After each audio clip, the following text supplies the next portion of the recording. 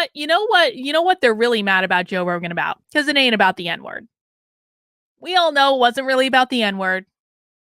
They were mad at Joe Rogan for daring to give us a different perspective on COVID. That's why they went after him, because they're desperate with the trucker convoy and with the polling coming out saying we don't want these massive mandates anymore. They are desperate to hang on to the power that they have amassed for themselves throughout the course of the COVID pandemic. Now, this article was from a Canadian publication. Wouldn't you know it? Lifting restrictions could cause anxiety for many as unknown persists. Huh. Huh. How interesting, Canada. How interesting that as you have the largest trucker convoy in the history of convoys, how interesting that as I guess they're blocking off several major bridges now going into Canada. They've occupied the capital city. How interesting that Canadian television is pushing articles like this saying we can't lift the mandates. It's going to cause too much anxiety. And here's what happened. We never should have said, we never should have agreed to 15 days to slow the spread in the first place. That was the biggest mistake that any of us ever made. We never should have agreed to 15 days to slow the spread in the first place, because 15 days to slow the spread quickly became 30 days to slow the spread, which then became 2 effing years to slow the spread. Now, why is 30 days a magical number? 30 days is about the amount of time it takes for new neural pathways to develop in one's brain, and that's how long it takes to build a habit. So when 15 days to slow the spread turned into 30 days to slow the spread, continuing to restrict people from living their lives ended up creating a mass society that is addicted to these restrictions. That's why we see people going crazy with masks and mandates and trying to dehumanize anyone that disagrees with them, because they're all addicted to this. And guess what happens when you try to change the behavior of someone who has been acting in the same way for 2 flipping years? You're trying to reprogram their brain. And when people try to develop new habits, it's a sticky situation to go through. Developing new habits is not always easy, especially around the 2 to 3 week mark. That's when most people end up failing. If you're like going back to the gym or doing like a normal habit, something like that, 2 to 3 weeks is the time you need to get through to really solidify that habit. But it should be no surprise at all that after 2 years of restrictions, people might have anxiety if those restrictions are lifted. You're asking them to give up what they committed to for the past 2 years. As provinces begin lifting COVID-19 pandemic restrictions, psychology experts expect stress and anxiety to run high among those who remain wary of letting their guards down. It will take time for many to adjust, they say, but the quick approach some provinces are taking could make the transition more jarring because, of course, we continue to be expected to placate people's fragile sensibilities. I always forget to make the font bigger for you guys. So restrictions only end when unknown ends. Yeah, we can already see the problem with that, can't we? We can already see the problem with this entire idea. Thank you so much for the super chat. Alberta ended its vaccine certificate system on Wednesday, days before its mask requirement for students is set to drop, while Saskatchewan plans to do away with its vaccine mandate on Monday. Other provinces, including Ontario, have taken a more gradual approach to dismissing COVID-19 measures. Oh, Jason's going to get blocked. Bye, Jason. Steve Jordans, a psychology professor at the University of Toronto, says it's natural for people to feel conflicted as restrictions ease. Though many are tired of the mandates aimed at slowing the spread of the virus, there's still some underlying fear. In the back of our minds, there's this, I don't know what that word is, anxiety of, are we doing this too soon? Are we going to end up kicking our butts again by a new variant, or getting our butts kicked again by a new variant? And given all the division we're seeing right now, could this make it worse? After 2 years of being told to avoid the virus, it would be hard for some people to switch that mindset. Again, these people have some flipping nerve. They have some nerve. These people went on the news. You guys remember about 6 months ago? These people were going on the news every single day saying, we need to make life for the unvaccinated extraordinarily uncomfortable. They deliberately implemented measures and mandates with the specific intention of making life so uncomfortable for the unvaccinated that they would be forced to put something in their bodies that they did not want.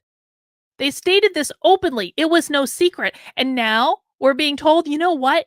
It just might be a little too uncomfortable to reduce the mandates and restrictions for people who are living their lives in fear.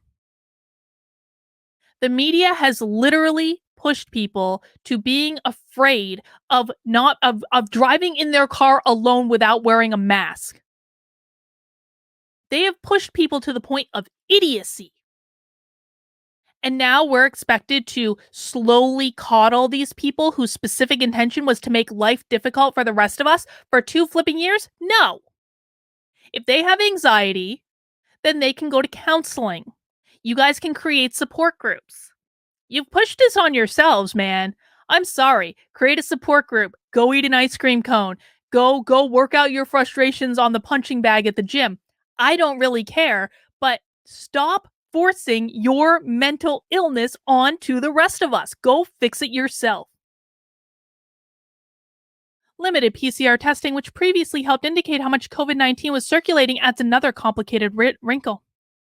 Jordans expects the majority of people, even those who feel initial stress around reopening, will resume previous social interactions in public settings quite easily. But others, including people with conditions that make them more vulnerable, will have a harder time. For those who have linked certain scenarios, like large crowds and unmasked individuals, to threats of danger, Jordan said reopening could bring about similar conditions to post-traumatic stress disorder. They're literally saying that people who are quadruple vax and boosted, who wear masks everywhere they go, they're literally saying these people are going to have post-traumatic stress disorders by mandates being removed.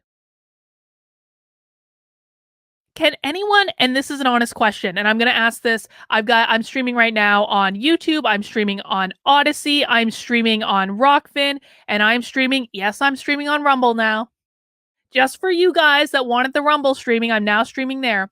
But I'm asking all of you a serious question. Can you think of any other time in human history when a government lifting a mandate has resulted in post-traumatic stress disorder for a segment of the population? That's the craziest thing I've ever heard of in my life. If they have post-traumatic stress disorder, then they can continue to stay in their house. Then they can continue to wear their mask everywhere. They can wear their vaccine card around their neck like a trophy. They can wear 10 masks. They can wear their mask alone in their car. But come on, man. People literally developing mental illness is not the problem for the rest of us. They did it to themselves. Life is a series of choices. It is a series of options in which we choose for ourselves what is the best path to go down at any given moment. What this article is talking about is literally coddling people who made the choice to get every vaccine, who made the choice to watch and pay attention to the mass media every single day, telling them how afraid they should be, who made the choice to force their will on other people. And finally, these people who tried to become little authoritarians in their own right are told, no, you don't get to be an authoritarian anymore. And that's causing them post-traumatic stress disorder. That's insane. That's nuts. We really all need to understand that we're all weathering the same storm, but we're doing so in very different boats adding that employers will need to be cognizant of that as working from home measures are relaxed.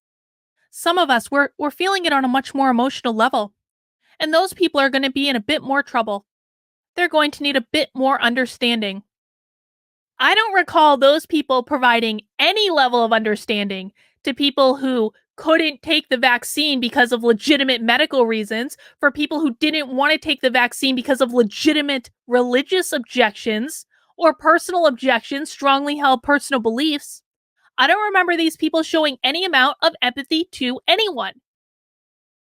Now, that's not to say that I think we should necessarily return the favor. I think that we should act better than them. I don't think we should act on the same level. But sometimes the very best thing you can do to people is to boot their ass out the door and say, take off the mask when you're in the car. You're going to see that it's not as dangerous as you think it is, and allow life to go back to normal. That's the difference between telling someone something that they want to hear or actually serving them and helping make their life a little bit better. Incognito says, not PTSD, they have Stockholm Syndrome. Fact. You may be right about that, Incognito. I appreciate the super chat. Sarah Olson, a mother of 2 in Calgary, said she's feeling particularly anxious about her 8 and 11-year-old children going to class with unmasked peers next week. Olson, who had COVID-19 in 2020, said she's still feeling long COVID symptoms, including crushing levels of fatigue, and worries about the potential long-term impacts if her kids become infected. Well, I guess we better just lock them in the house and keep them in their room all day, every day. I have every intention of still sending them to school with masks, with Omicron not gone yet. It's terrifying. Russ, I don't know how to pronounce that word. We're going to Zukowski. I know how to pronounce this, Zukowski.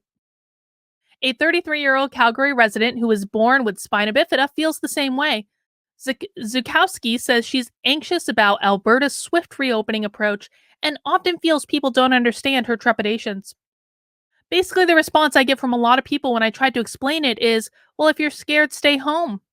I just wish more people would understand where people like me are coming from. Again, life is a series of choices. If you make the choice to deliberately force your will on other people for 2 effing years, then don't be surprised when that backlash is against you, and those people don't give a flying flip about your feelings, because you didn't give a flying flip about their feelings for the past 2 years. Andrea L. says, what about those who had mental stress because of the lockdowns? What about those that took their lives because of it? Yeah. What about those who are experiencing massive anxiety and depression because of everything that was done to them over the past 2 years? What about those? What about children with speech development delays?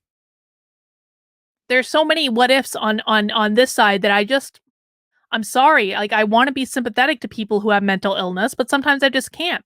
They did this to themselves.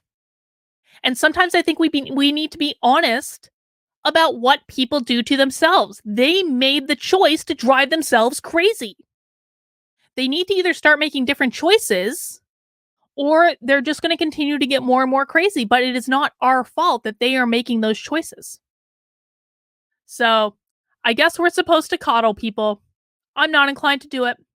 I think that one of the best things you can do when you have problems like this, or you have emotional anxiety, is to take a look at the choices that led you to that situation in the first place, take responsibility for your actions in that situation, and figure out a plan to make better choices. And if you aren't willing to do that, then don't expect anyone else to come to your rescue, because it is not their job to fix the situation for you. All right, guys, you are watching Effed Up News of the Week. I do Effed Up News on every Sundays. Effed Up News is reserved for more spicy news or things that I just want to complain about. But we do stream on Monday, Tuesday, where we go. There we go. Sunday, Monday, Tuesday, Wednesday, and Thursday on this channel. Now, I do have a very special stream coming up on Tuesday that I want to make sure you guys are aware of. Let me just get it on my stream there. There it is.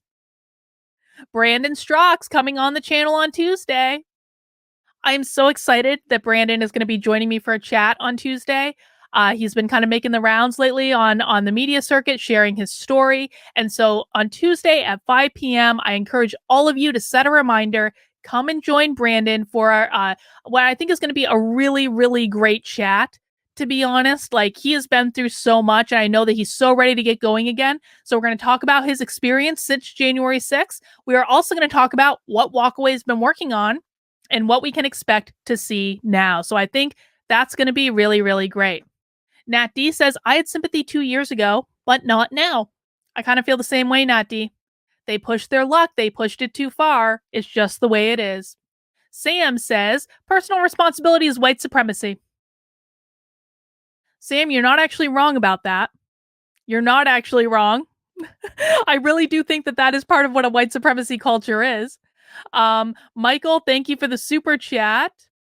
And Filipino White Boy says, glad to see Brandon Strauch is back. His story regarding his incarceration for January 6th was awful. I'm amazed he made it through. I'm not amazed Brandon made it through. I knew Brandon was going to make it through because Brandon Strauch is one of the strongest people I've ever met in my life. He is committed to his mission. It is a real thing for him. This is who he is. And, you know, the reason the government came down so hard on him is because he is so good at what he does.